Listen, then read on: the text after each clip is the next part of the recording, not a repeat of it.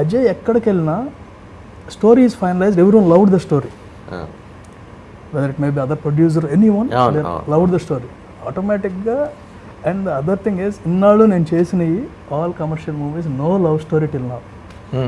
So I had one thing, love story చేస్తే ఎలా ఉంటుంది, and I can't do normal love story. అంటే నమ్మడం కాదు, జడ్జ్ చేయలేదు.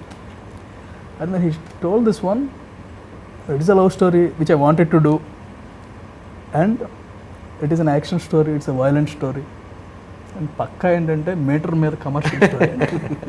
So you ask me to judge. అసలు first of all beginning to end it's a commercial story. And ప్రతి much మన ట్రైలర్ చూసిన వాళ్ళందరికీ they know how commercial it is.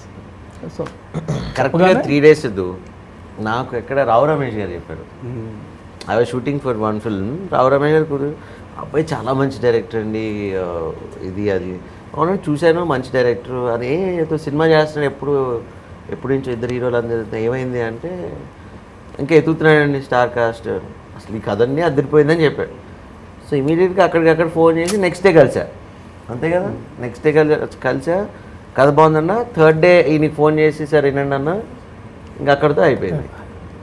So రావు రమేష్ గారు played extraordinary character actor.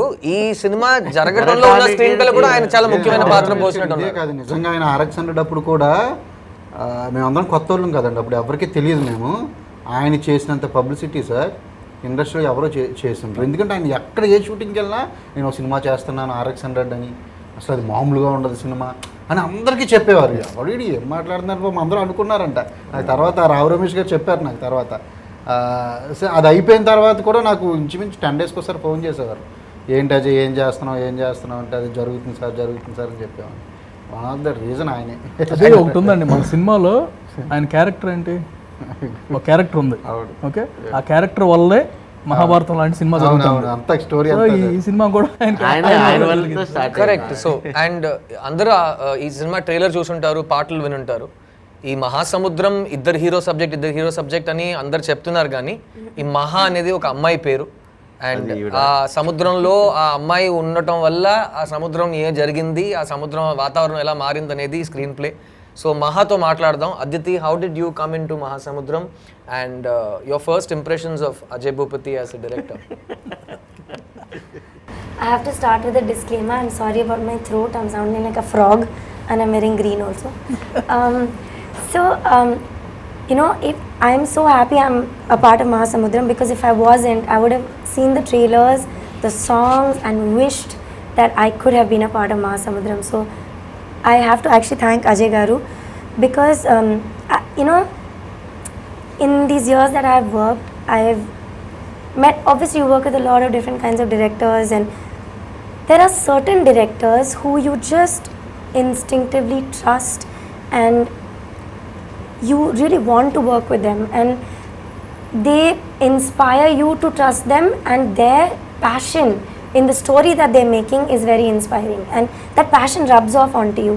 And when I first met Ajay sir, I had seen RX100, and when I watched that film I couldn't take my eyes off the screen. I didn't know anything, I didn't know the actors, but the music, I had the music on loop. I just kept watching this film. I was like, what a story, and what guts the director has.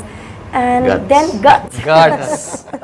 And then అందరికి తెలియాల్సిన విషయం ఏంటంటే అదితి ఏ topic లో ఎవరు ఏం చెప్పినా తనకు ఏదైనా కొంచెం దాంతో ప్రాబ్లం ఉంటే గట్స్ అంటది. సో అందుకే ఇద్దరు అలా మొత్తం షూటింగ్ స్టార్టింగ్ నుంచి ఇప్పుడు దాకా ఫస్ట్ టైం అదితి అజయ్ని పొగట్టు వింటున్నాను. వాళ్ళిద్దరూ ఎప్పుడు టామ్ అండ్ జెర్రీ అనమాట. సెట్లో మానిటర్ దగ్గర కూర్చుంటే వీళ్ళిద్దరూ ఇద్దరు కొట్టుకుంటానే ఉంటారు. And it's so I have one more thing to ask you after this. Do you want to finish? Then I'll tell you. Yeah, no, basically, sorry. I feel like I really did this film, of course, story, all that is very important. But I really did this film because of this human, Ajay sir, he was so amazing. And 2 years ago, I heard this story. Every 3 months, he would call me and say, you please keep dates for me. Whenever I make this film, you are my Maha, you are my Maha. I was so touched by the loyalty and the faith that he had in me that I told him, and till today I'm like, you need me, I'm there. I'll not ask you any question. And then through the shoot of this film, I met Sharwa, Sidhu, Anil sir, and what a nice team. There was not one day on set that any of us were unhappy. We only laughed, made this film.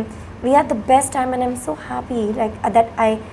I feel blessed that a lot of my experiences have been good, but that I feel blessed that I got to work with a director like Ajay sir, producer like Anil Garu, and my two heroes who are both incredible human beings and lovely actors.